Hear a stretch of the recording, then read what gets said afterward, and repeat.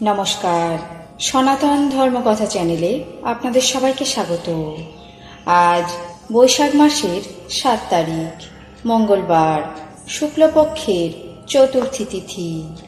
মহাভারতের সভাপর্বের 27তম অধ্যায়ে অর্জুনের কিমপুরুষ বর্ষ জয় পর্ব শুরু করব।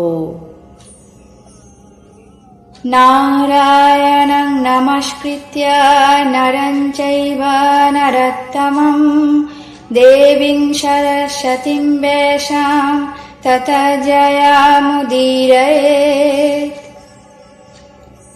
ঋষি বৈশম্পায়ন বললেন, হে মহারাজ, মহাবীর অর্জুন ধবলগিরি অতিক্রম করে ভয়ঙ্কর সংগ্রামের দ্বারা দ্রুমপুত্র রক্ষিত কিমপুরুষ বর্ষ পরাজয় করে অধিকার করলেন।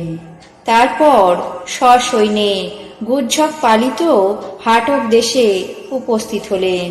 সেখানে গুজ্জকদের কাছে জয়লাভ করে তিনি মানস সরোবর এবং সমস্ত ঋষিকন্যাকে দেখতে লাগলেন। তারপর মানস সরোবরের নিকটে গিয়ে হাটকের চতুষ্পার্শ্ববর্তী গন্ধর্ব রক্ষিত দেশ সবই অধিকার করলেন।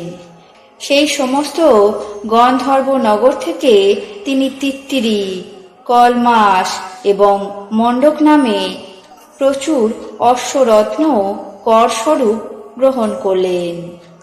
তারপর উত্তরে হরিবর্ষে উপস্থিত হয়ে জয়লাভ করার ইচ্ছা করলেন।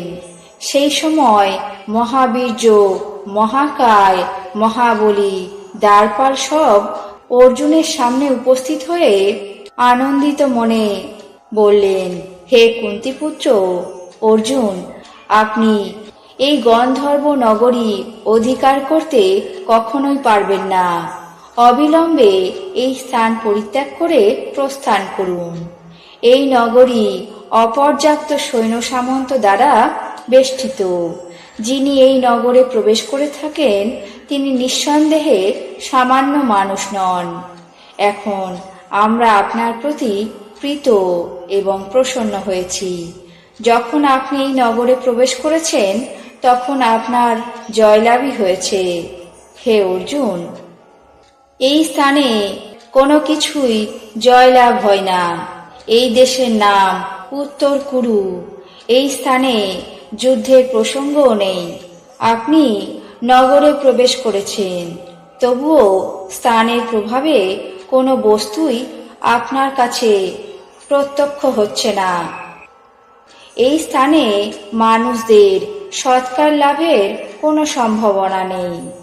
এখন আপনার যদি কোনো কার্য সাধন করার ইচ্ছা থাকে তাহলে বলুন, আমরা আজ্ঞা পেলে অবশ্যই সেই কাজ করব।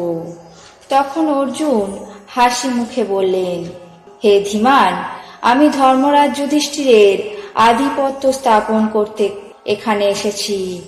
অতএব যদি তোমাদের এই প্রদেশ সব নরলোকের সঞ্চারের বিরুদ্ধ হয় তাহলে ধর্মরাজ যুধিষ্ঠিরকে যৎকিঞ্চিৎ কর প্রদান করো।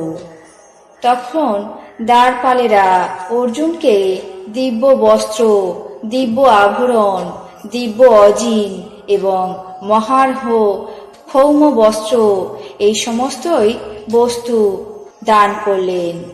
তারপর অর্জুন উত্তর কুরু পার করে পরিশেষে অনেক অনেক ক্ষত্রিয় এবং দস্যুদের সঙ্গে সংগ্রাম আরম্ভ করলেন এবং তাদেরকে পরাজিত করে হস্তগত করে বহুবিধ ধনরত্ন, অশ্ব সবই সংগ্রহ করে সেখান থেকে প্রস্থান করলেন। তারপর তিনি চতুরঙ্গিনী সেনার সঙ্গে পুনরায় রাজধানী ইন্দ্রপ্রস্থে উপস্থিত হলেন এবং যুধিষ্ঠিরকে বাহনের সঙ্গে সমস্ত ধনরত্ন প্রদান করে তার আদেশ নিয়ে অন্তঃপুরে প্রবেশ করলেন। আজ মহাভারতের সভা পর্বের 27তম অধ্যায়ে অর্জুনের কিমপুরুষ বর্ষ জয় পর্ব এখানেই শেষ করছি। বাকি অংশ আগামী পর্বে পাঠ করে শোনাবো। এখন জেনে নেব আজকের দিনের 12টি রাশির রাশিফল। মেষ, রক্তচাপে কষ্ট। বৃষ, রাজনৈতিক সাফল্য। মিথুন, নৈতিক উন্নতি। কর্কট, অকারণে ভয়। সিংহ, বিদেশ যাত্রা। কন্যা, চিকিৎসায় ফললাভ। তুলা, চাকরির সুযোগ।